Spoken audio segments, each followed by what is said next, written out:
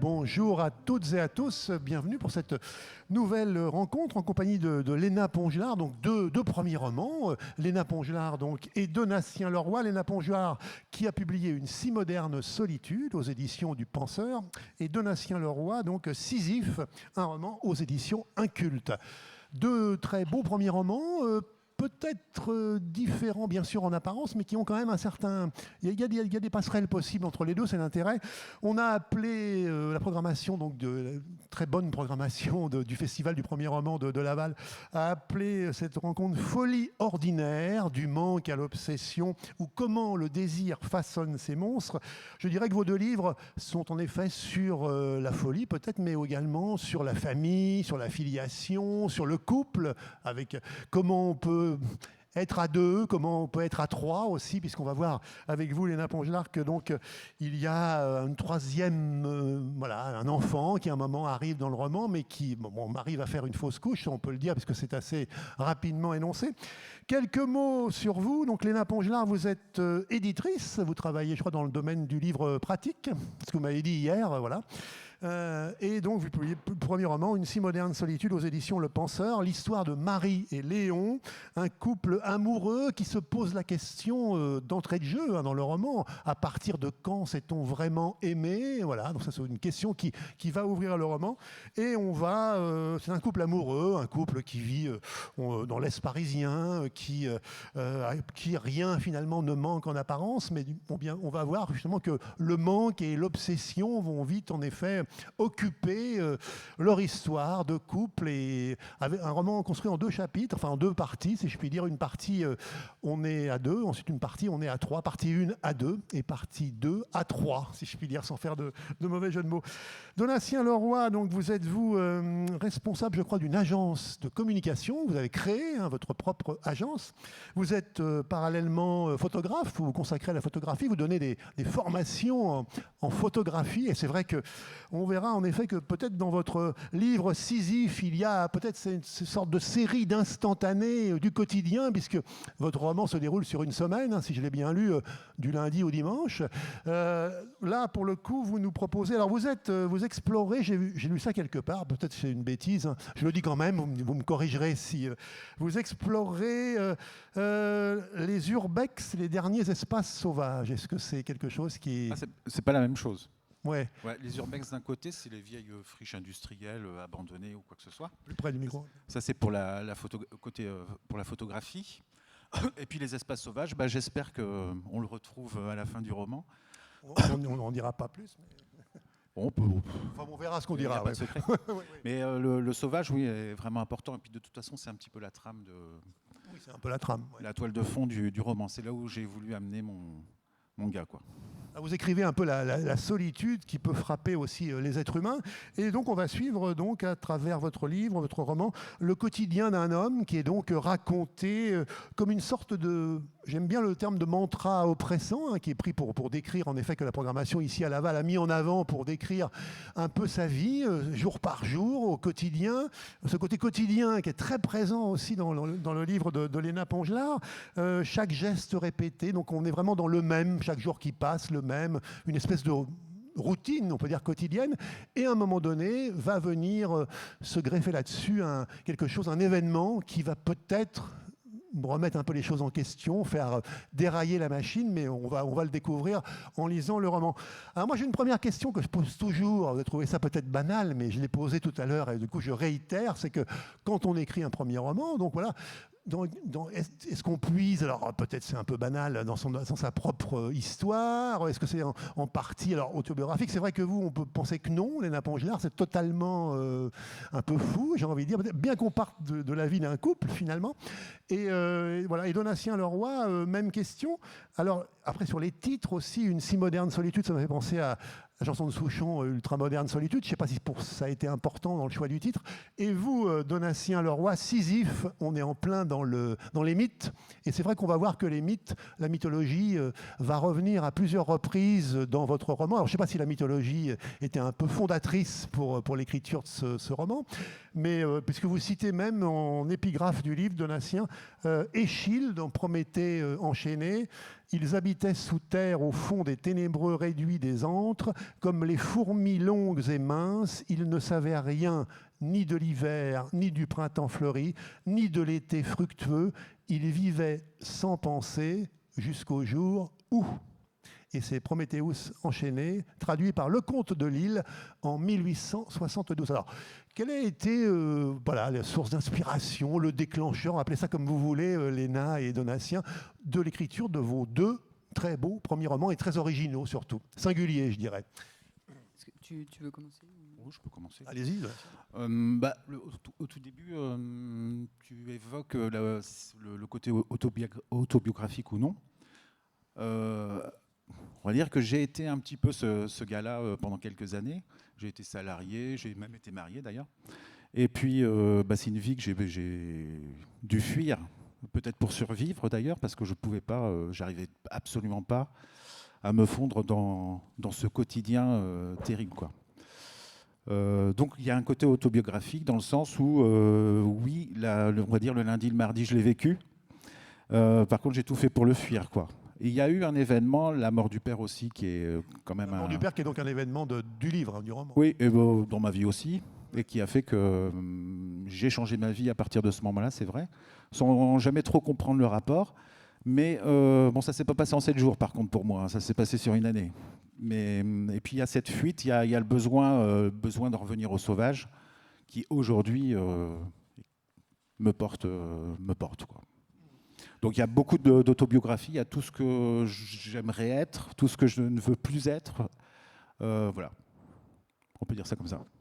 Très bien.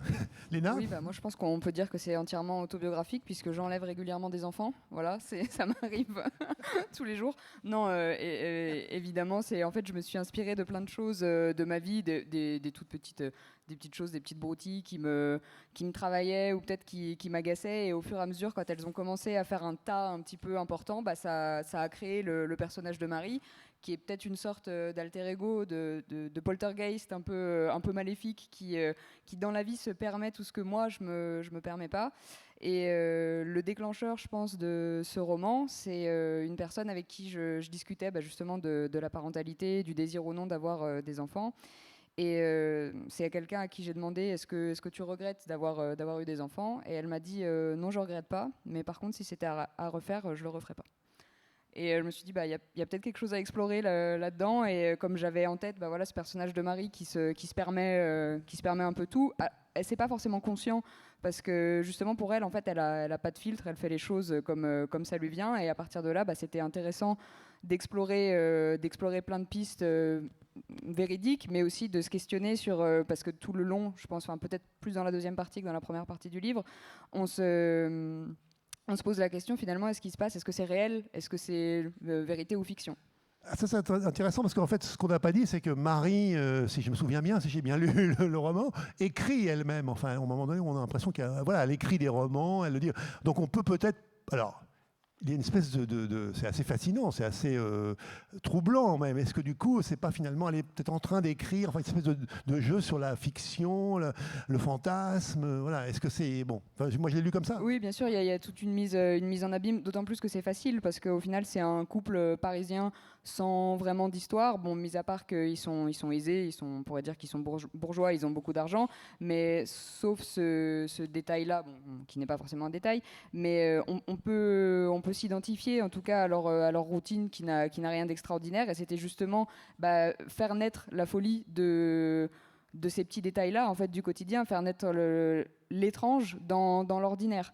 Et ça, justement, jouer sur Marie, elle écrit comme moi, ça contribue à perturber un petit peu les repères, parce qu'on se dit, on peut se rattacher à des choses qui sont peut-être véridiques, qui sont peut-être autobiographiques, parce que moi j'écris, Marie, elle écrit aussi, et ça floute justement après la relation qu'il y a entre l'auteur et son narrateur et son histoire.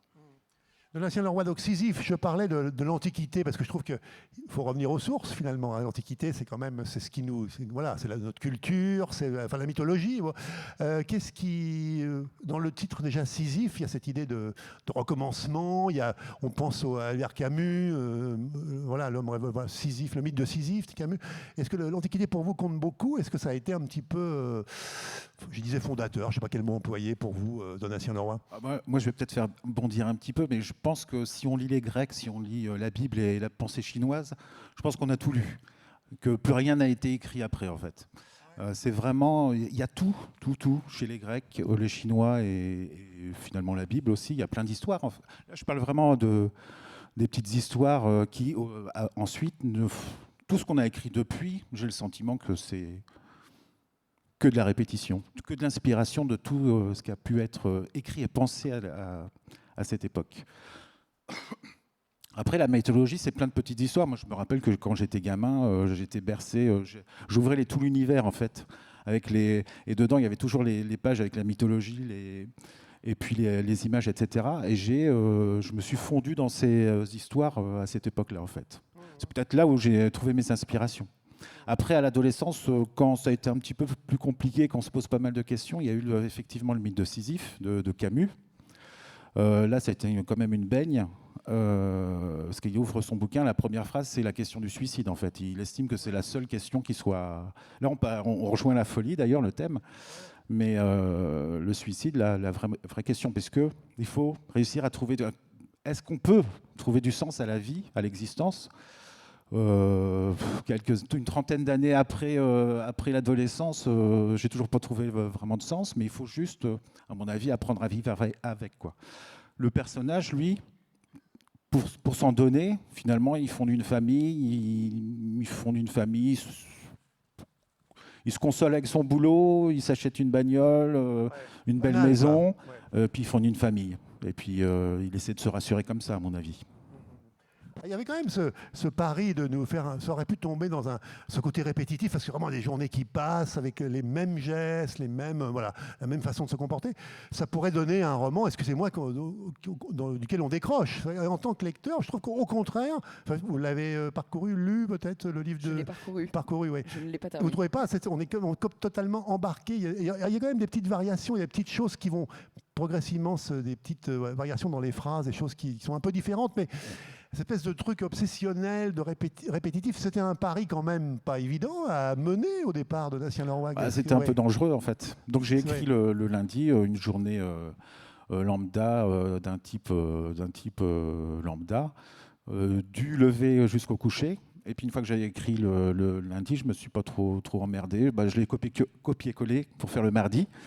Et au fur et à mesure des lignes, j'ai mis des petites nuances. C'était ça le plus dangereux, c'était est-ce que le lecteur va ressentir les petites nuances tout au long du mardi, parce que c'est infime, hein, je change quelques mots, etc. Et bon, au final, ça fonctionne, puisqu'on m'a quand même dit que c'était bon. Et puis donc, je mettais en bleu mes petites nuances, etc. Et puis le mercredi, je change un peu plus. Donc là, j'avais du vert, j'avais du noir, du vert, du bleu sur mon fichier, mais je suis parti d'un copier-coller. Ouais. C'était dangereux. Mais bon, apparemment, ça marche. À aucun moment, vous avez eu un doute, renoncé, est-ce que finalement je pars sur autre chose, est-ce que je continue comme ça? Vous n'avez pas du tout douté, quoi. C'est parce que le doute, parfois, ça peut vous handicaper totalement, ça peut vous bloquer, mais bon. Ah non, j'ai bien fait de continuer. Non, j'étais sûr de mon coup. Après que ce soit publié, ça c'est autre chose. Mais j'avais envie de faire ça. De toute façon, je voulais la montrer, cette routine. Donc à part choisir cette forme, ce style sans point, sans paragraphe, ce flux perpétuel et puis ces répétitions, je ne voyais pas trop comment... Il fallait que ça se répète tout ça. Mais bon, après, c'est sûr qu'il faut donner du rythme aux mots. Je parle de rivière de mots, moi, en fait. Pour ce style. Moi, c'est ce que j'ai ressenti en te lisant. Je trouve qu'il y a un flow. Il y a un flow naturel où tu te laisses emporter par une espèce de vague que tu ressens à la lecture, et le fait que la ponctuation soit différente de ce qu'on a l'habitude de lire, tu te fais ta propre mythologie, si j'ose dire, du texte. Et je trouve que c'était pas voulu, mais et ça recoupe un peu, je trouve, ce que tu disais sur que tout a été écrit avec les Grecs. Enfin. Moi, je trouve que je suis d'accord avec le principe que tout a été écrit, mais finalement, de le réécrire, ça permet d'écrire de nouvelles choses et de finalement, rien n'a été écrit. Parce que chaque nouvelle version, c'est ça qui crée en fait l'intérêt, et c'est particulièrement vrai avec ton texte et la façon dont tu l'as écrit, où justement, chacun a sa propre histoire dans peut-être quelque chose qui a été écrit, lu 1000 fois, mais c'est différent au ressenti. C'est parfois différent, on va dire.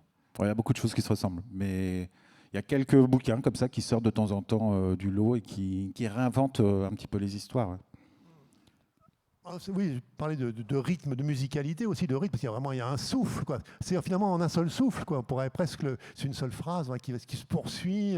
Est-ce que donc, quand vous écriviez à National, vous relisiez à voix haute? Est-ce que pour faire sonner le texte, pour entendre, parce que là, à Laval, il y a justement, vous avez fait des lectures, je crois, ce matin de votre roman.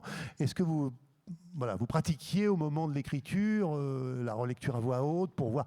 Vous le faisiez lire peut-être à quelqu'un, j'en sais rien. Enfin, bon, Ah non, je fais absolument jamais lire mes écrits.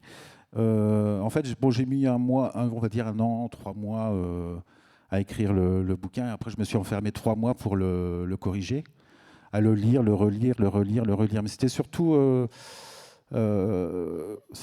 dans la tête. En fait, j'ai pas trop lu à voix haute. Je sais qu'il y a des écrivains qui lisent à voix haute pour s'imprégner de leur texte, voir si ça fonctionne. Moi, ça fonctionne pas du tout à voix haute. Il faut que... En plus, c'est un texte qui pour être lu comme je le lis moi, en tout cas, il ne doit pas y avoir de respiration. En fait, on doit le lire, ça doit être un flot continu, presque monocorde, monotone, et à part vers la fin. Et la lecture à voix haute, il faut respirer entre 2 phrases. Là, j'ai bien vu ce matin, j'ai subi ma respiration en fait, mais à voix haute, ça peut pas être fidèle à ce que, en tout cas au rythme que je donne. Oui, parce que quand on lit, il y a une lecture intérieure qu'on fait qui bien sûr est très différente. Ouais.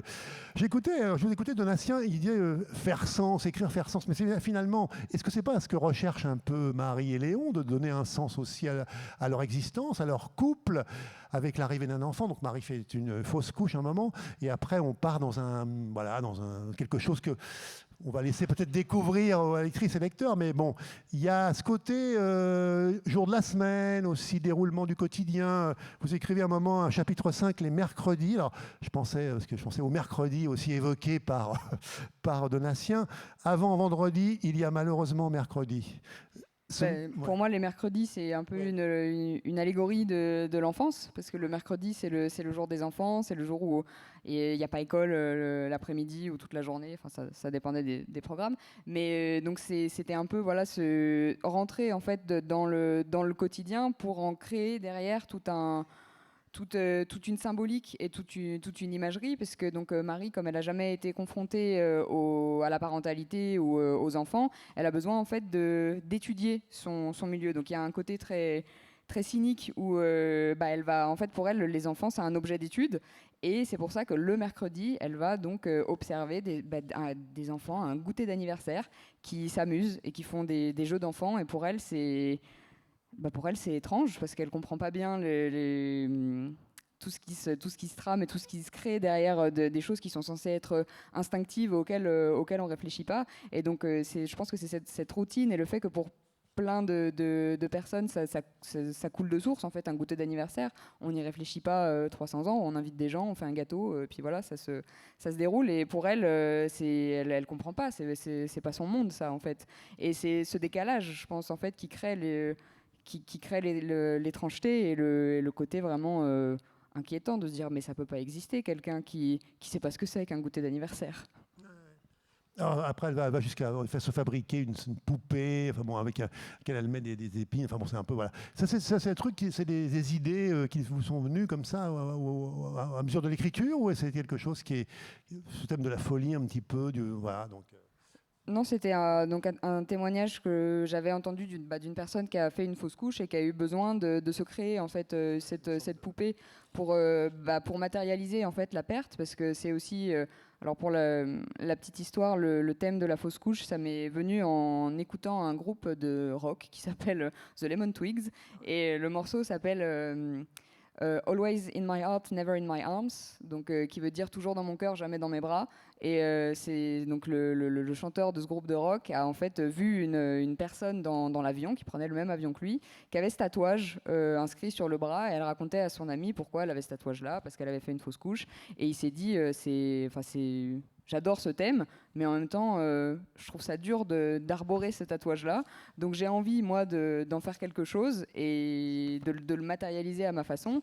Donc j'ai eu un petit peu cette même réflexion et comme je vous ai dit quand j'en ai parlé avec d'autres personnes, il y a le côté vraiment en fait de matérialiser le manque, parce que précisément c'est l'absence, c'est le vide, c'est quelque chose qui n'a jamais été là. Et c'est difficile à comprendre que quelque chose qui n'existe pas nous manque. Et c'est pour ça que Marie crée cette poupée, parce qu'en fait, elle a besoin de se dire, j'ai le droit d'être en deuil, j'ai le droit de regretter cet enfant, puisque maintenant il existe. J'en ai fait une poupée. Et pour le matérialiser d'autant plus, elle remplit cette poupée avec des mèches d'enfants. Alors pas des enfants qu'elle kidnappe ou qu'elle torture ou qu'elle mutile ou quoi que ce soit. Elle leur dérobe juste une mèche de cheveux. Alors évidemment, ça reste quand même un acte tout à fait répréhensible, mais c'était important pour moi de rester sur la limite où on se dit, bon, elle est un peu folle parce qu'elle coupe des cheveux aux enfants, mais on va pas non plus en prison pour ça. Donc il fallait que ça reste angoissant, inquiétant, sans dépasser vraiment la limite du totalement répréhensible et du non, c'est pas possible. Et par en fait ces enfants-là qui auraient pu être le sien, elle remplit son vide, elle remplit son vide qui est matérialisé par la poupée. Et une fois que la poupée est terminée, elle se dit je peux maintenant passer à autre chose. C'est un livre sur le couple, et Donatien, finalement, c'est aussi un livre sur le couple, parce que cette faille qui arrive, cet épisode de la mort du père, d'abord du père de l'homme, si je puis dire, dans le livre, est aussi, son épouse, sa femme va avoir aussi un rôle. Enfin bon, il y a finalement cette interrogation aussi qui, comme dans le livre de Léna, nous plonge aussi au quotidien. À un moment donné, ils font l'amour, ils font toujours un peu l'amour de la même manière, parce que c'est le même. Donc chaque jour qui passe, mais il y a peut-être, quand quelque chose dans la machine se met à dérailler, un événement vous fait aussi repartir en enfance, puisque du coup il va s'interroger sur ses rapports avec son père, donc ça veut dire aussi remonter dans le temps, l'enfance, l'adolescence, tout ça est finalement dans vos deux livres est présent. Sisyphe. Le plus difficile à écrire, je pense, dans ce roman, c'était le personnage de la dame, de la femme du type. Parce qu'il ne fallait pas tomber dans la caricature, puisque là, on est quand même sur un couple au départ qui frôle la caricature. Est-ce que c'est vraiment une caricature? Je ne sais même pas. Mais je ne voulais pas que cette femme soit une caricature. Et finalement, il y a cet événement qui va tomber. On le dit ou pas? Oui, c'est la mort du père. Non. C'est sur la quatrième de couve. Ouais. Mais et en fait, pour éviter ça, là j'ai introduit à ce moment-là, par petite dose, et puis finalement jusqu'à la fin, de la tendresse, quoi. Et puis révéler que finalement, ce sont des gens qui s'aiment aussi. Malgré ce point du quotidien. On peut penser au premier chapitre qu'il n'y a pas d'amour, qu'il y a juste une routine, une habitude d'être à deux, etc. Mais cet événement va faire qu'il y a une tendresse qui n'était plus là depuis, qui était cachée, qui était trop intime peut-être, qui va enfin ressurgir un tout petit peu, quoi. Pas des masses non plus, mais un peu. Et ça, c'était important pour moi de mettre un peu de tendresse et un peu d'amour dans ce merdier, on va dire. Et ça, cette idée-là, elle était d'entrée de jeu présente. Enfin, c'était de mettre de la tendresse. Ça a été. Ou est-ce que du coup, au fur et à mesure de l'écriture, vous avez dit tiens, ça a évolué peut-être dans un côté plus marqué à ce niveau-là? C'est un petit peu comme le reste. J'ai voulu qu'il apparaît de toute façon après l'annonce de la mort du père, et puis ça va s'intensifier un tout petit peu, quoi. C'est pas énorme sur la fin, mais on sent qu'ils retrouvent un petit peu de paroles entre eux, des vrais mots, quoi, qui reviennent, comme quand ils se sont rencontrés peut-être 20 ans, on ne sait pas trop, 20 ans avant, mais il y a quelques petits mots qui reviennent, il y a quelques gestes, tout timides, mais c'est déjà pour eux, après 20 ans de mariage, ces petits gestes et ces petits mots, c'est déjà beaucoup de tendresse, quoi. Et c'est beaucoup d'amour. Et lui, il y a un moment où il le dit, ce petit geste qu'elle me fait, c'est rien, ne serait-ce qu'une main sur l'épaule, c'est déjà beaucoup. Chez sa joue, je crois que c'est ça. Enfin, c'est vrai. Voilà, tout ça, c'est peu, mais c'est déjà beaucoup de tendresse, quoi, en fait. Qu'il existe quelque chose, il y a quelque chose qui est là. Voilà, si on parle de folie, la tendresse peut être un salut pour sortir de cette folie, quoi.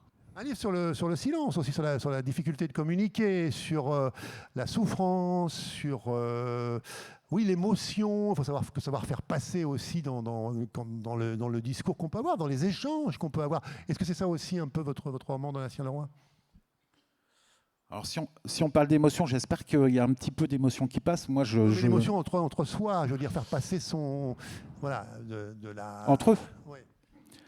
Est-ce qu'il y a... Oui, il y a un petit peu d'émotion qui jaillit de toute façon après l'événement. Lui, il va en recevoir toute une pelletée d'émotions quand il va retourner au bord de la rivière, etc. Là, il va en revenir à l'émotion brute, sauvage, celle que j'aime, celle qui est... en fait, toute cette routine, elle est là pour dissimuler les émotions, pour les empêcher, pour les retenir, les contenir, etc.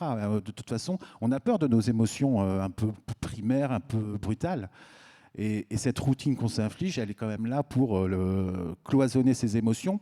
On dit, dès l'enfance, on dit ris pas trop fort ou parle pas trop fort à un gosse ou quoi que ce soit. Mais finalement, on est quand même éduqué pour cloisonner, pour restreindre, réfréner nos émotions, en fait. Mais il y a des événements qui vont de toute façon faire que ça va péter dans tous les sens. Et c'est ce que je voulais vous montrer, c'est que les émotions, elles vont péter, quoi. Mais entre deux, ça reste quand même assez contenu, toujours contenu de toute façon. Je pensais aussi au rapport père-fils, rapport mère-fils. À un moment donné, je crois qu'il dit comment va maman? Il demande le fils s'en fout, mais il faut bien. Il faut rompre le silence, l'abîmer comme on peut. Maman s'occupe de tout, il dit, ouais, c'est maman, le fils sourit, le père sourit, le silence, le père se demande ce qu'il pourrait dire parfois, mais il ne sait pas, il ne l'a jamais su. C'est comme sourire. Il y a ceux qui savent, il y a ceux qui ne savent pas. Lui ne sait pas, il ne sait pas dire quand il faut parler. Il n'a pas appris à parler, à sourire, il n'a pas souffert. Le père sourit, non, ne t'inquiète pas, non, il n'a pas souffert. Bien sûr que si, il a souffert. On ne quitte pas le navire comme ça, sans souffrir. Enfin, il y a toute cette interrogation quand même qui va être... Là, on est vraiment dans le sujet où les émotions sont contenues. On se tient bien à table. Ils sont à table à ce moment-là, je crois. Ils sont à table et ils se tiennent bien à table. Ils sont tous les trois. Il n'y a pas de débordement, quoi. Il n'y a rien qui... Oui. Voilà. À un moment, quand même, pendant le repas, je crois que c'est juste avant l'enterrement, je ne sais plus, il va un tout petit peu dérailler quand même. Il va quitter la table pour aller fumer une clope. En fait, il ne les supporte plus à un moment donné. Il y a un craquage qui fait qu'il ne supporte plus cette comédie qui se joue à table. Et là, l'émotion, du coup, elle revient. Et elle va son comportement va provoquer des émotions chez le fils et chez la femme, puisque la femme elle va se braquer un petit peu. Et le fils, il dit à sa mère... en gros, lui fait c'est pas le moment, quoi. C'est pas le moment de réagir, laisse-le quitter la table et vivre ses émotions, en fait, c'est ça. Hein. Mais on en revient aux émotions brutes, quoi. Léna Pongelard, je pensais aussi, il y a ce rapport de couple, puisque d'entrée de jeu, votre roman pose la question, depuis quand on s'aime vraiment? Je peux juste lire le court passage du début. Je ne me souviens plus, on est à chapitre 1, c'est la maison. Là, on n'est pas dans les jours, on est dans Je ne me souviens plus du moment où je t'ai aimé. Quand on en parle, je fais semblant. Je te raconte que c'était au restaurant universitaire, que tu étais assis en face de moi à peu près, parce qu'avouer que tu étais en diagonale briserait la poésie de mon récit. Que les dalles des murs étaient blanches, même si ce n'étaient sûrement pas des dalles, qu'il n'y avait plus personne. Nous étions seuls, sur une tablée de 6. Toi, tu parlais plus que tu ne mangeais. Pour moi, c'était pratique. Je pouvais te regarder, me laisser impressionner par tes opinions et ton indifférence à ce qu'en penseraient les autres. Tous ces autres, des gens à peine rencontrés, qui n'étaient, comme nous, pas bien plus que des gamins. Alors, je prends ce moment-là. Je sais que c'est faux, même s'il y avait bien quelque chose en train de naître en moi. Un coup de foudre dans des couloirs marrons. Mais le moment précis, le moment où j'ai décidé que mon cœur t'appartiendrait à jamais, je ne sais plus. C'est plus grave que l'oubli, je crois que je n'ai jamais su. Si j'avais pris le temps de vivre cet instant, nous aurions cessé d'exister. Belle entrée dans matière. Voilà, vous pouvez juste lire ça et après arrêter, tout est dit. Non, pas tout est dit, mais je veux dire, c'est qu'on est déjà... Oui, voilà. C'était important pour moi dans ce livre. J'ai l'impression en fait que beaucoup, quand on parle du couple, on va parler en fait de la passion amoureuse des débuts. On parle des rencontres, on parle de du démarrage. Et finalement, on a l'impression qu'à partir du moment où on est établi, où on est installé, c'est plus intéressant, c'est plus romanesque en fait, tout ce qui peut se passer entre deux personnes. C'est comme si elles avaient fait un pacte à un moment donné, et puis après, bah voilà, c'est bon, c'est signé, banco. Et moi, justement, j'ai eu envie, avec la relation de Léon et Marie, de montrer que bah, la routine, être ensemble, ça peut aussi être vachement romanesque, et vachement surprenant, parce que bah, ça s'entretient en fait. Une flamme, une passion, ça, c'est pas forcément, c'est pas qu'une étincelle, c'est pas qu'un démarrage. C'est eux, je pense que voilà, ils brûlent jusqu'au bout. C'est leur couple, ça devient un brasier à la fin pour qu'il ne reste plus que ça. D'où évidemment la si moderne solitude, parce on est extrêmement focalisé sur leur couple et plus rien n'existe en dehors d'eux. Et voilà, je voulais montrer qu'il pouvait toujours y avoir beaucoup de passion et d'émotion dans un couple qui existe depuis déjà des décennies. Je parlais du titre d'entrée de jeu, Une si moderne solitude. Il est arrivé, vous l'avez choisi rapidement. Ça a été un débat avec votre éditeur. Ça a été un long débat avec ma belle-mère. Avec votre belle-mère. C'est ma belle-mère qui a trouvé ce titre. Ça a été aussi un débat en effet avec mon éditeur. Au départ, le livre devait s'appeler L'enfantement. Donc beaucoup plus basé sur la réflexion autour de l'enfance, de l'enfant et de la parentalité. Et finalement, on s'est rendu compte que c'était pas vraiment le sujet. Le sujet, c'est ce couple de Léon et Marie qui est enfermé dans son monde, parce que donc, la narratrice Marie s'adresse dans le roman à Léon. En fait, tout le roman, elle le parle au tu.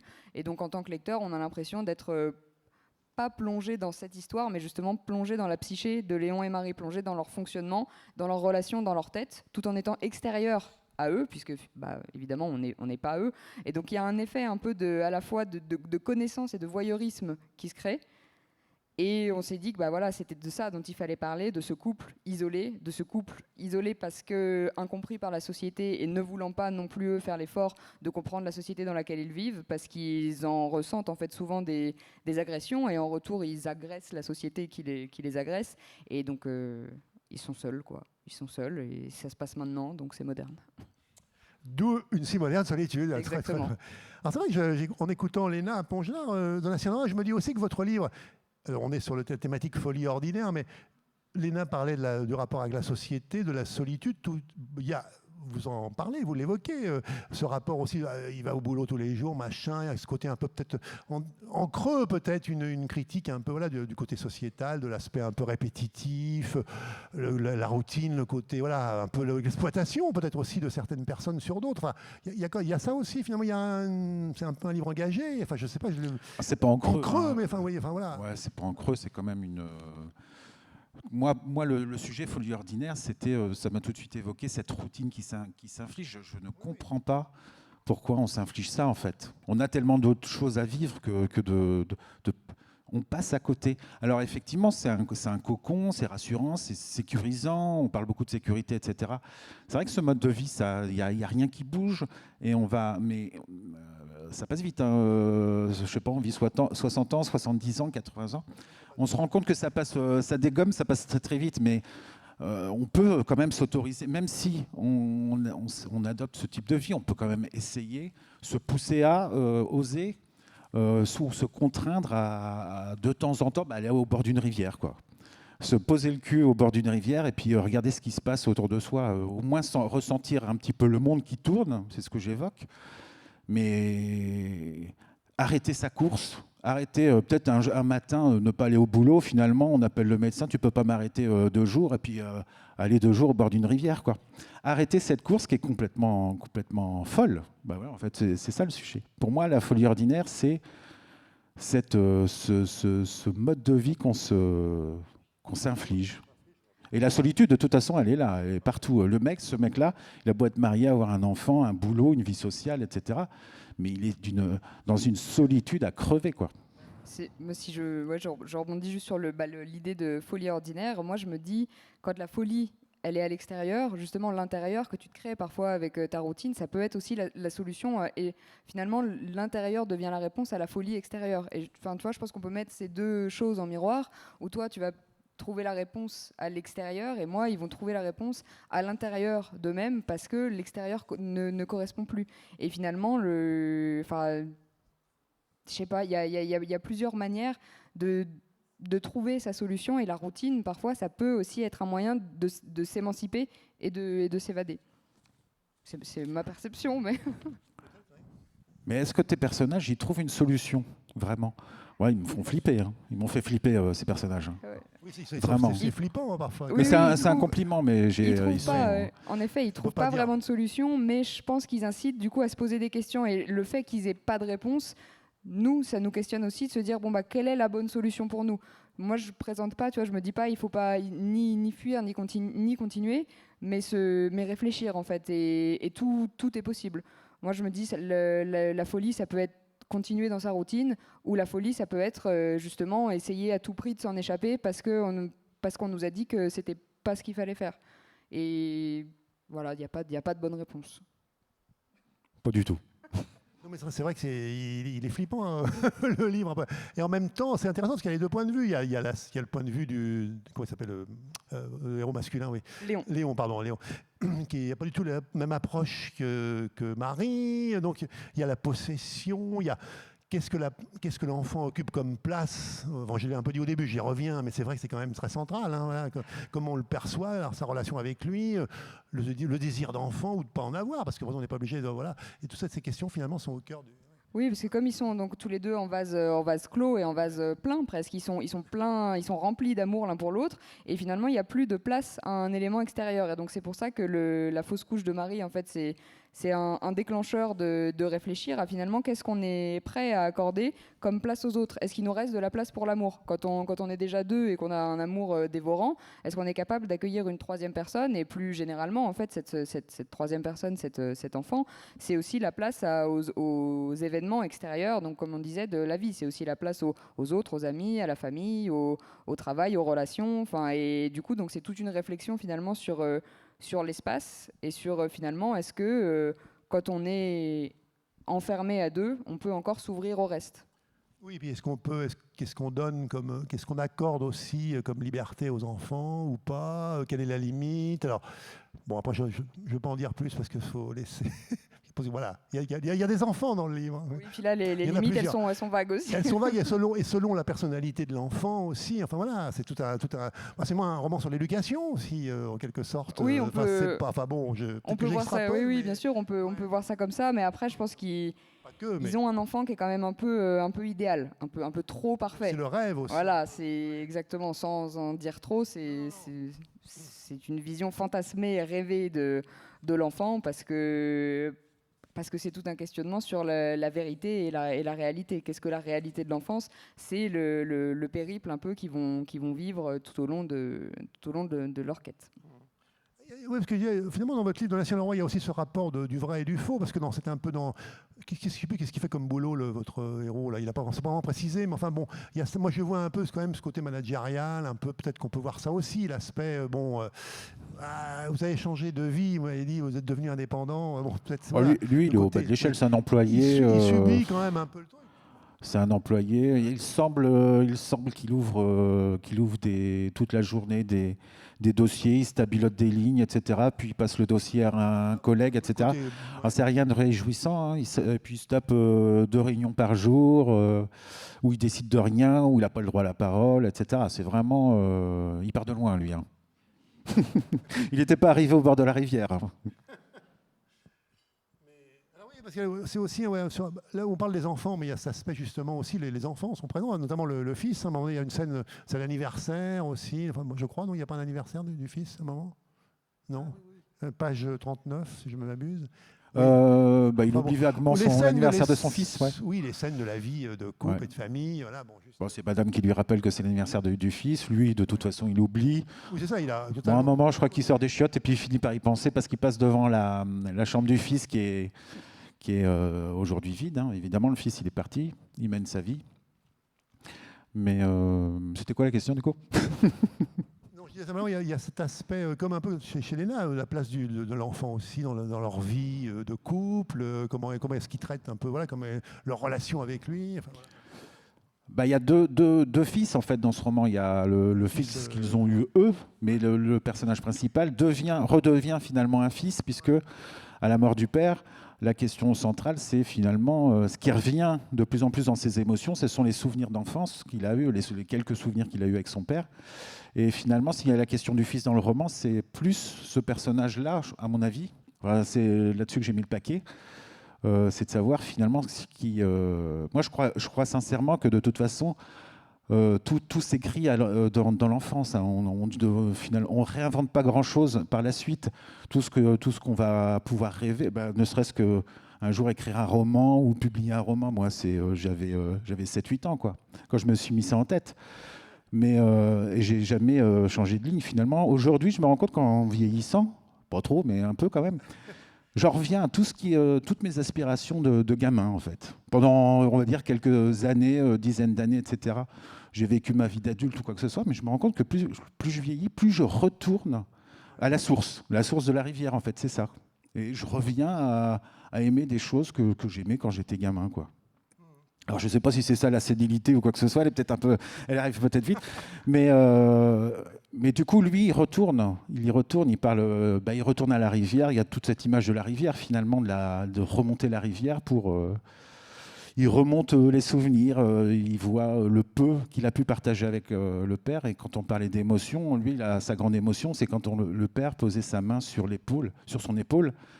Pour lui, c'était ça la tendresse. Il s'est construit en se disant, la tendresse, c'est ça, c'est une main sur l'épaule. Ce qui a disparu après, en quelque sorte. Quoi.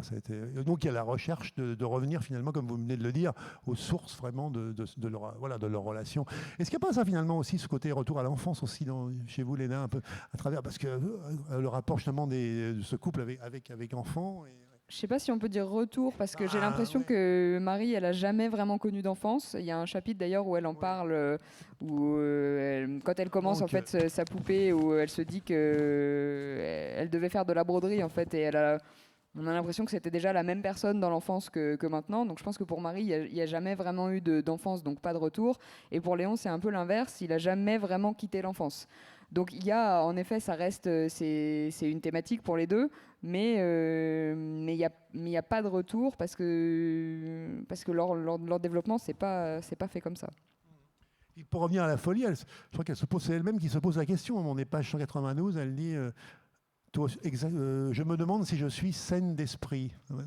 Pour le coup, nous sommes seuls dans la rue. Je pourrais l'avoir. Bon, je l'aurais. Ouais, on est en plein dans le questionnement. Absolument pas souvenir d'avoir écrit cette ligne. Écoutez, si vous l'avez écrit, a priori, elle se pose la question. Il y a un truc. Finalement, ça montre qu'elle n'est pas si folle que ça, parce que si elle se pose la question, c'est qu'elle a encore un semblant de conscience et de raison, alors que pourtant, à la fin du livre, on pourrait justement se dire qu'elle vit absolument plus dans la réalité. Mais il y a toujours ces petits retours, en fait, ces petites prises de conscience qui fait que ça reste on parle, dans le sous-titre, il y a le mot monstre qui est utilisé et qui m'interpelle. Et justement, je pense que Léon et Marie, même si c'est des personnages peu recommandables et très étranges, je pense qu'à aucun moment c'est des monstres, parce qu'ils font leurs expérimentations en effet, mais ils franchissent jamais la ligne. Oui, puis il y a une scène aussi à un moment donné où Marie déjeune, je crois qu'une collègue à elle, enfin une amie qui s'appelle Anaïs. Oui, c'est Marie qui donc en fait Anaïs c'est l'éditrice de Marie puisque voilà. donc elle écrit. Il y a un bel échange entre assez intéressant.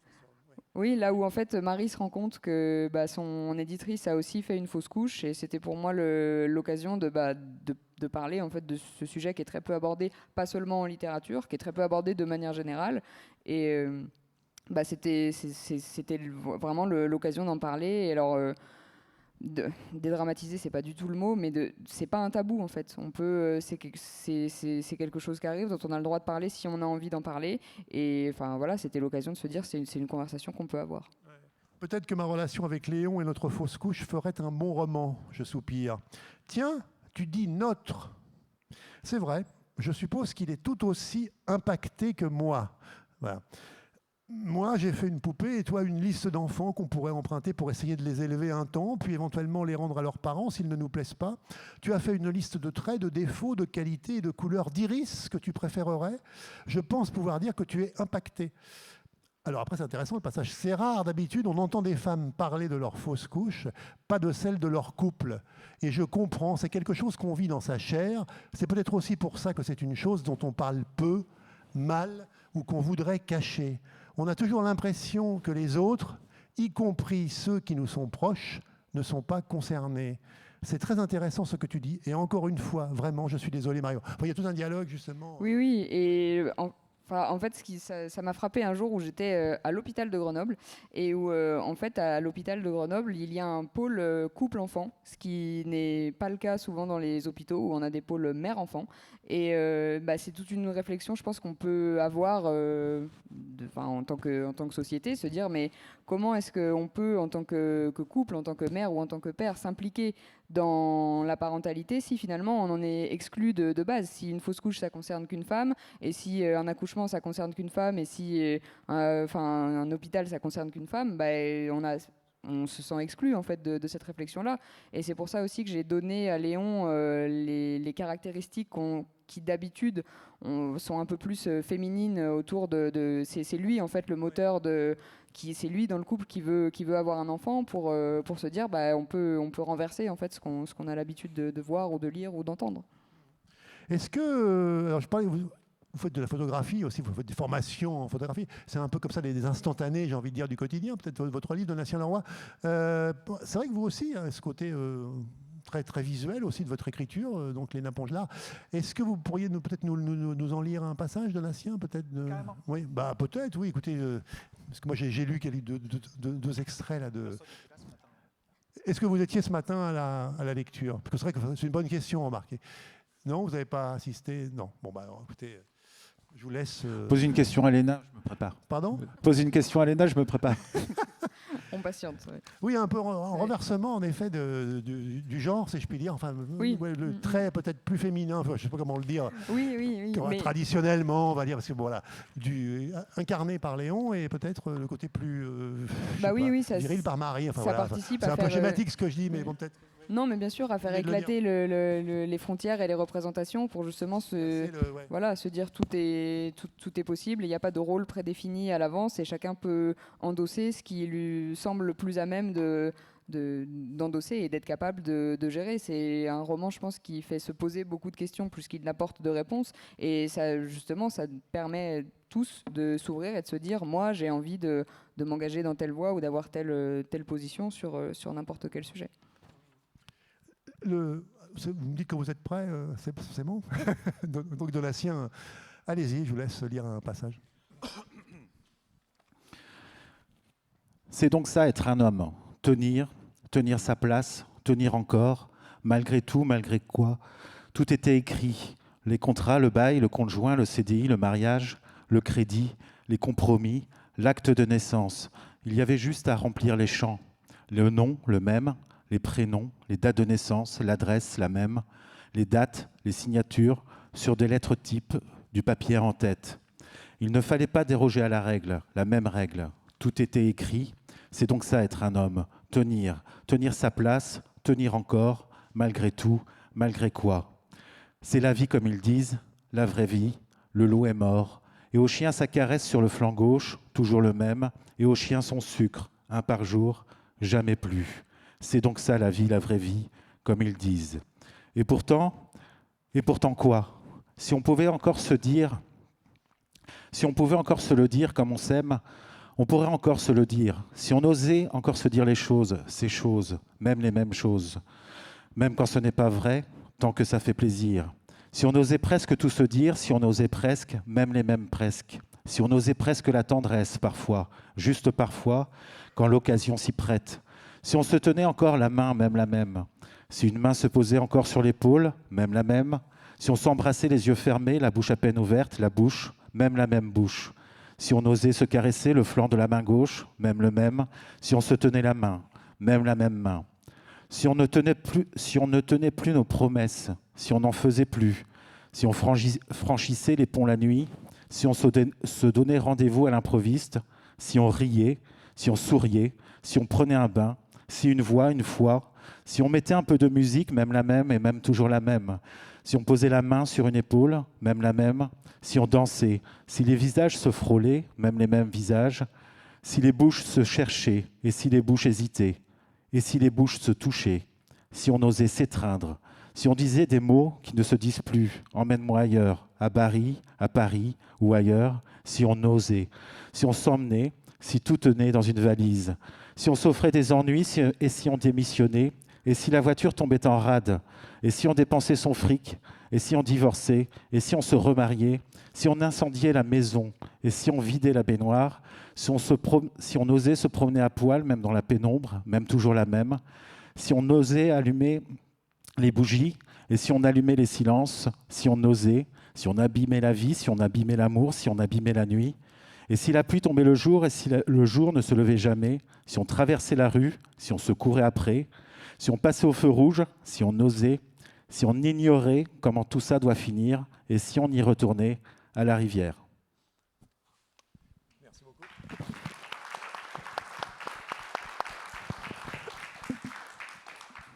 Avez-vous des questions, des remarques, des réflexions pour Léna Pongelard, Donatien Leroy?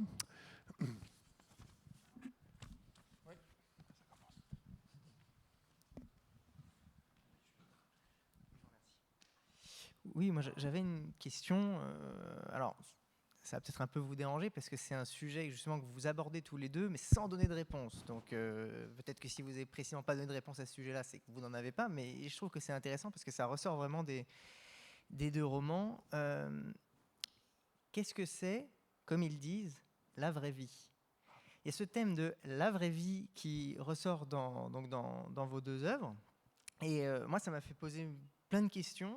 Et je ne suis pas forcément sûr, d'ailleurs, que ce soit la même approche dans chacun des livres, mais il y a la question sur qu'est-ce que c'est la vraie vie comme elle devrait être, ou la vraie vie comme elle est, et est-ce qu'il faut vivre la vraie vie comme elle est, ou est-ce qu'il vaut mieux vivre la vraie vie comme elle devrait être?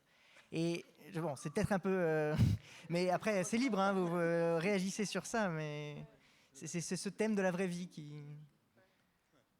Est-ce que tu veux commencer ou je commence? Je crois que tu connais cette énergumène, donc tu vas commencer. C'est vrai que pour moi, le thème de la vraie vie, c'est un thème assez récurrent dans ce que j'écris.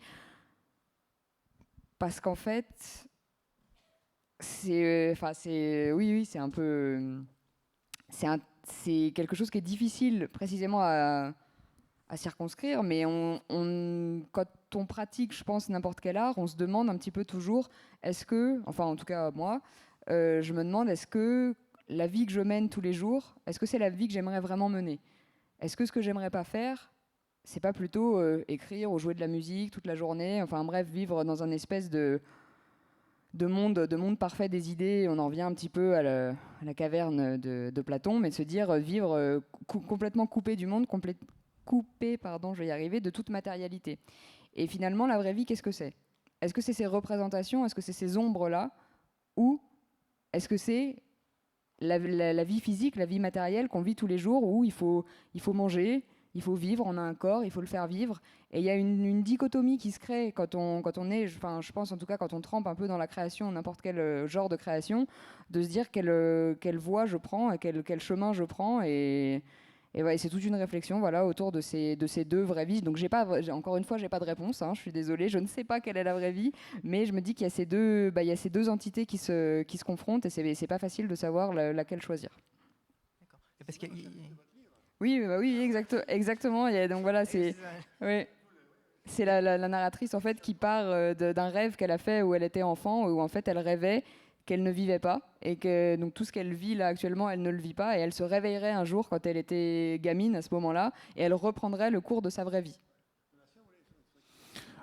Alors la vraie vie, en tout cas dans mon roman, la vraie vie, c'est toujours associé à finalement à cette vie qui est préécrite, et comme c'est forcément une vie qui est écrite à l'avance.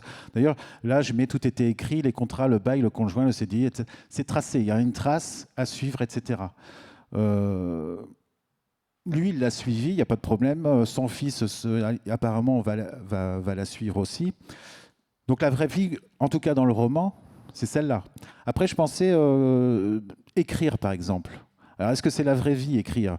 Imaginons, on prend un gosse qui a 10 ans, 12 ans ou quoi que ce soit, qui dit « Maman ou papa, Moi, plus tard, je veux écrire. Qu'est-ce qui se prend en retour? Ça va être souvent, tu vas commencer par faire des études, passer ton bac ou quoi que ce soit, parce qu'il faut assurer les arrières. On va dire il faut assurer les arrières. La vraie vie, telle qu'on nous l'éduque et telle qu'on nous la montre, c'est ça, c'est quelque chose de carré, voilà. Et éventuellement, on s'offre une petite fantaisie de temps en temps. Mais écrire, en tout cas, je crois que c'est pas vraiment la vraie vie telle qu'elle est. Elle nous est administrée, en tout cas.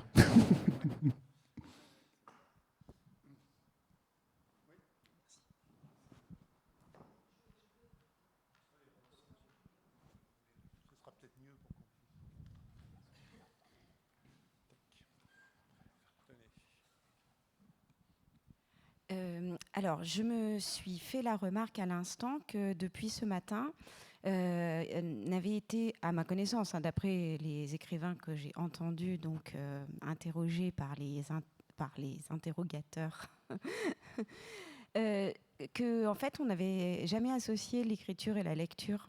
Alors que c'est quand même étrange, puisque c'est une association qui s'appelle Lecture en tête et qui promeut très bien, j'ai l'impression, cet acte vital qu'est la lecture.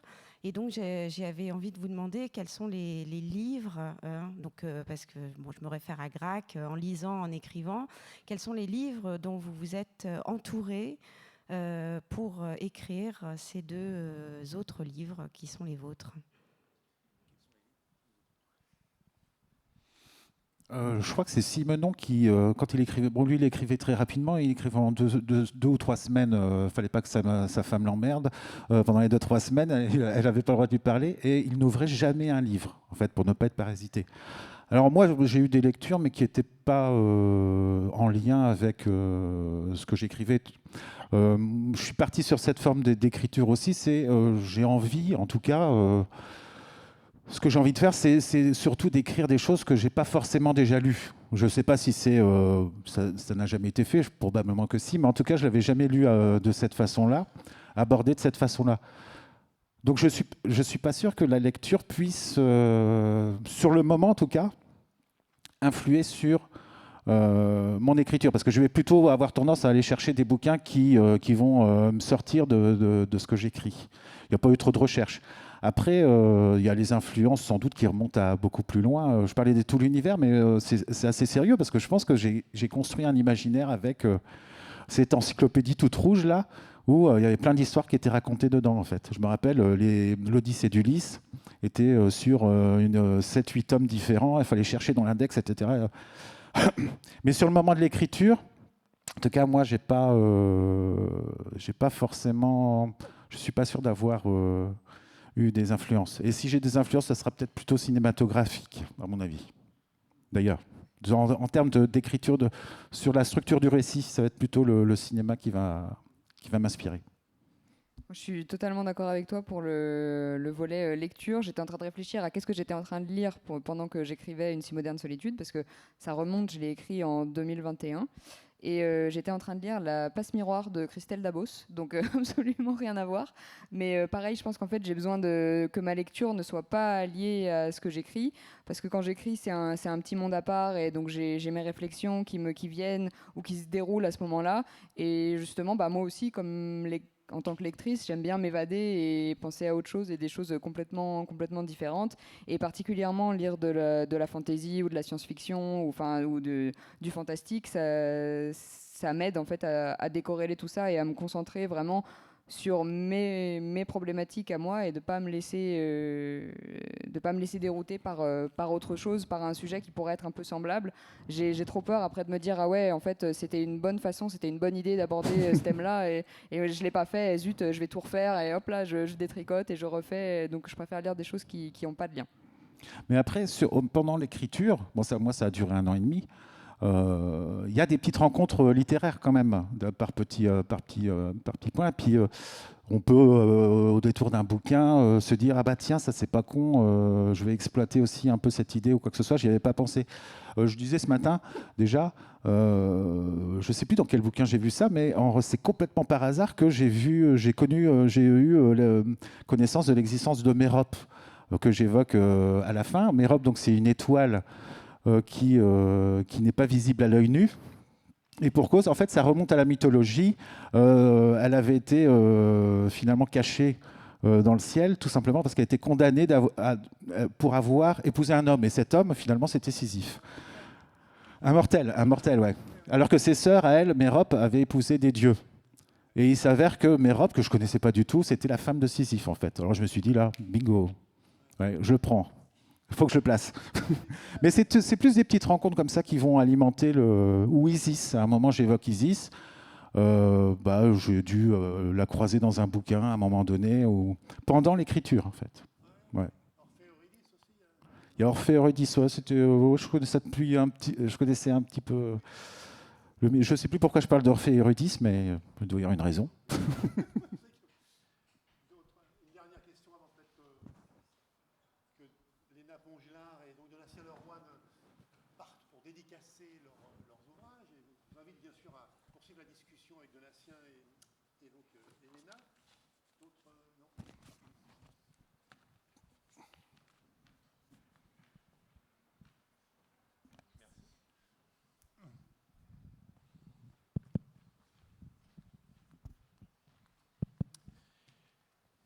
Eh bien, merci beaucoup. Donc, Léna Pongelard, Une si moderne solitude aux éditions du Penseur, et Donatien Leroy, donc Sisyphe, aux éditions Inculte.